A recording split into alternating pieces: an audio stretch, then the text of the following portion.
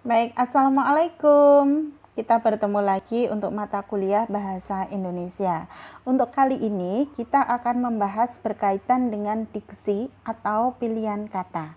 Nah, untuk yang pertama, akan saya jelaskan dulu untuk pengertian diksi. Diksi atau pilihan kata adalah hasil dari suatu usaha dalam menentukan kata-kata mana yang akan dipilih dan digunakan dalam berbahasa, baik secara lisan maupun tulisan. Jadi di sini maksudnya diksi atau pilihan kata itu usaha kita memilih kata-kata yang tepat, kata-kata yang mana akan kita pilih, yang akan kita gunakan untuk berbahasa, baik dalam bentuk tulisan maupun dalam bentuk pengucapan. Jadi kata-kata yang akan kita pilih harus tepat. Nah, selanjutnya memilih kata tidak hanya sekedar memilih kata yang tepat, tetapi juga cocok, yaitu sesuai dengan konteks penggunaan kata tersebut. Walaupun kata-kata yang kita gunakan itu ada yang bersinonim, maknanya sama, tetapi kalau kita melihat konteks kalimatnya tidak tepat, maka kata tersebut juga tidak tepat, tidak cocok digunakan dalam kalimat itu. Misalnya ada sinonim kata mati. Kata mati itu kan bersinonim dengan kata wafat, meninggal dunia, tewas, gugur, mangkat, dan sebagainya. Nah, semisal saya gunakan dalam kalimat ayam itu tewas tertabrak motor. Cocok sesuai dengan konteksnya atau tidak? Tidak, karena tewas itu bukan ditujukan untuk hewan, tetapi ditujukan untuk manusia. Maka kata yang tepat adalah mati. Ayam itu mati tertabrak motor.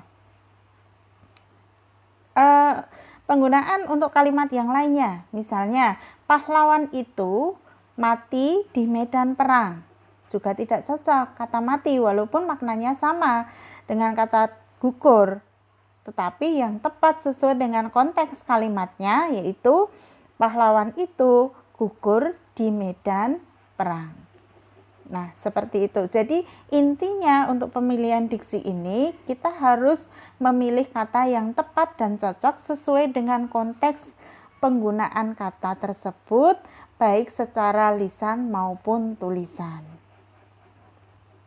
Sekarang untuk syarat-syarat pemilihan kata atau diksi yang tepat. Yang pertama, menurut Alwi dan kawan-kawan dalam bukunya tahun 1922, dia mengatakan beberapa persyaratan pemilihan kata atau diksi.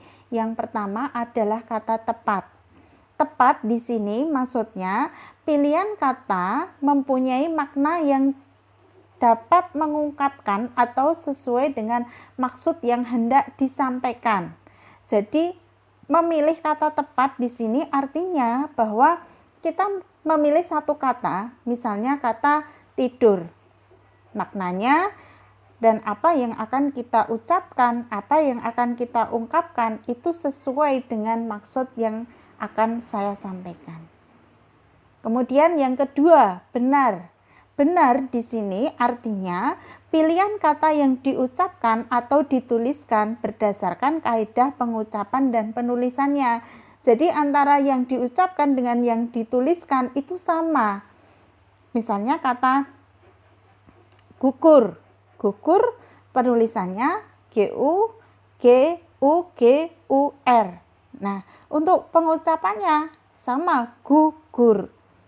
Jadi antara pengucapan dan penulisannya sama.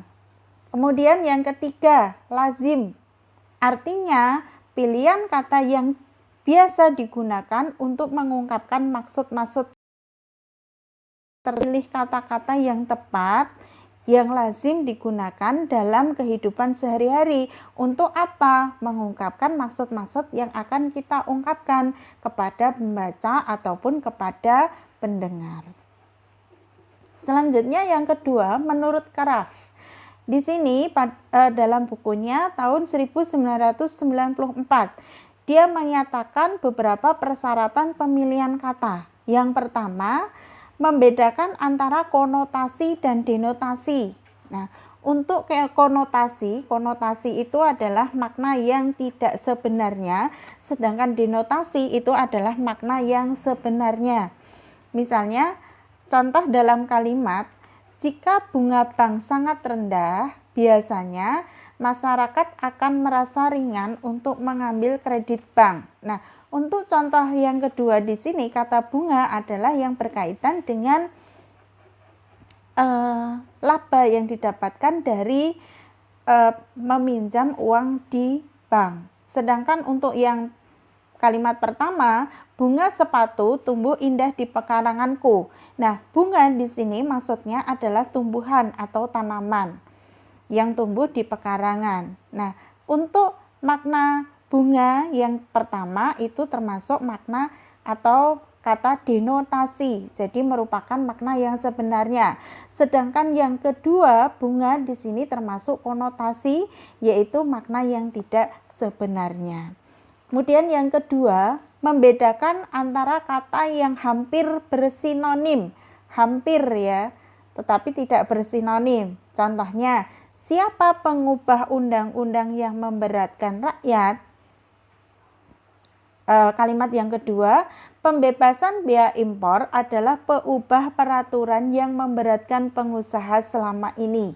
Nah, untuk kasus kalimat yang pertama, pengubah itu adalah ditujukan pada orang yang mengubah undang-undang. Sedangkan untuk kalimat yang kedua, peubah ini ditujukan pada perubahan peraturan. Jadi maknanya hampir bersinonim, tetapi tidak bersinonim ya, berbeda maknanya. Ya, ini Anda harus bisa membedakannya. Ketiga, membedakan kata-kata yang hampir mirip dalam ejaannya. Dalam ejaannya tetapi artinya berbeda atau maknanya berbeda, yaitu kata intensif dan insentif. Intensif, misalnya pasien itu dirawat di rumah sakit secara intensif. Kemudian untuk yang kedua, ia mendapatkan insentif di akhir bulan. Nah, maknanya kan sudah berbeda ya. Yang pertama, intensif bisa diartikan sebagai khusus atau berkala. Kemudian yang kedua, insentif ini termasuk honor. Jadi hampir mirip ejaannya tetapi maknanya yang berbeda. Ada kata lagi misalnya preposisi dan proposisi. Kemudian yang keempat, memahami dengan tepat makna kata-kata abstrak. Kata-kata abstrak itu misalnya kata keadilan, keluhuran, kebahagiaan, kebajikan, kebijakan, kebijaksanaan. Kemudian yang kelima, memakai kata penghubung yang berpasangan dengan tepat. Nah, di sini ada beberapa contoh kata penghubung yang berpasangan. Yang sebelah kiri adalah pasangan yang tidak tepat, sedangkan yang sebelah kanan adalah pasangan yang tepat. Misalnya, kata antara dengan. Kata antara dengan ini tidak tepat. Yang tepat adalah kata antara dan. Misalnya saya buat untuk contoh kalimat. Antara kau dengan dia sama-sama memiliki hak yang sama. Itu tidak tepat. Yang tepat adalah antara kau dan dia memiliki hak yang sama. Kata tidak dengan melainkan itu juga tidak tepat. Yang tepat kata tidak dengan kata tetapi. Saya contohkan semisal Andi sebenarnya tidak berhak atas hadiah itu, melainkan Sintalah yang berhak. Nah, untuk kalimat tersebut, kata tidak dan melainkan kurang tepat. Yang tepat adalah Andi sebenarnya tidak berhak atas hadiah itu, tetapi Sintalah yang berhak.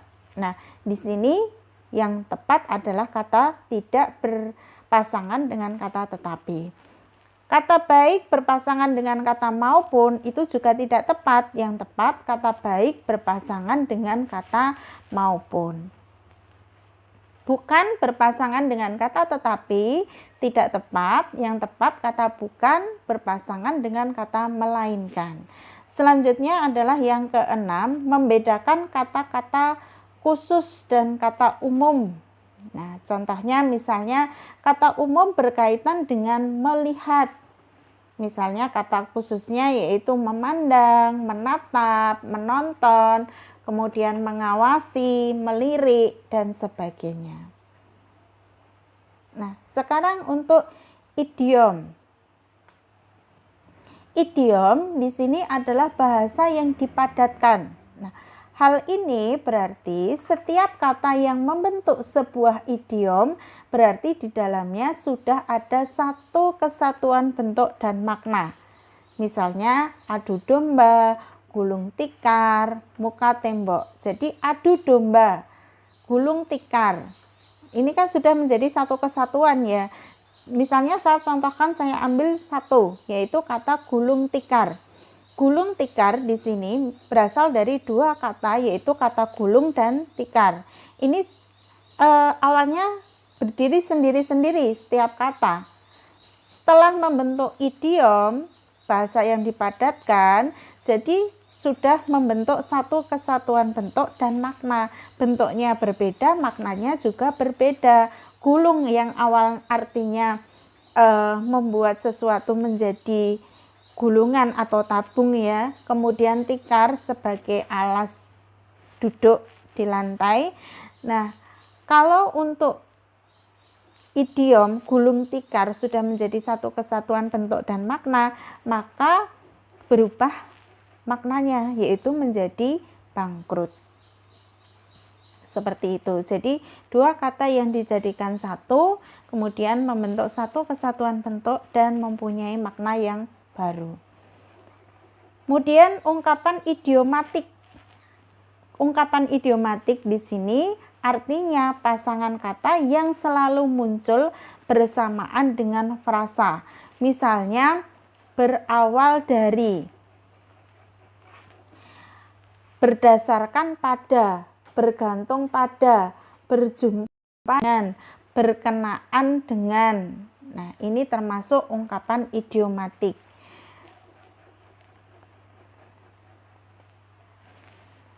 Contohnya misalnya, kerusakan di darat dan di laut disebabkan ulah manusia. Nah, disebabkan karena ini salah. Seharusnya kerusakan di darat dan di laut disebabkan oleh ulah manusia. Raskin diperuntukkan untuk masyarakat miskin. Raskin diperuntukkan untuk masyarakat miskin. Nah, diperuntukkan untuk ini juga tidak tepat. Yang tepat adalah raskin diperuntukkan bagi masyarakat miskin. Nah, itu untuk pilihan kata.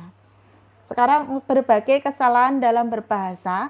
Misalnya yang pertama, acara selanjutnya marilah kita dengarkan sambutan yang mana akan disampaikan oleh titik itu silahkan bisa diisi sendiri ya. Yang benar adalah acara selanjutnya marilah kita dengar sambutan yang akan disampaikan oleh titik-titik. Nah, itu kata mana itu bisa dihilangkan. Selanjutnya, marilah senantiasa menjaga kebersihan daripada lingkungan kita. Yang tepat, marilah senantiasa menjaga kebersihan dari lingkungan kita.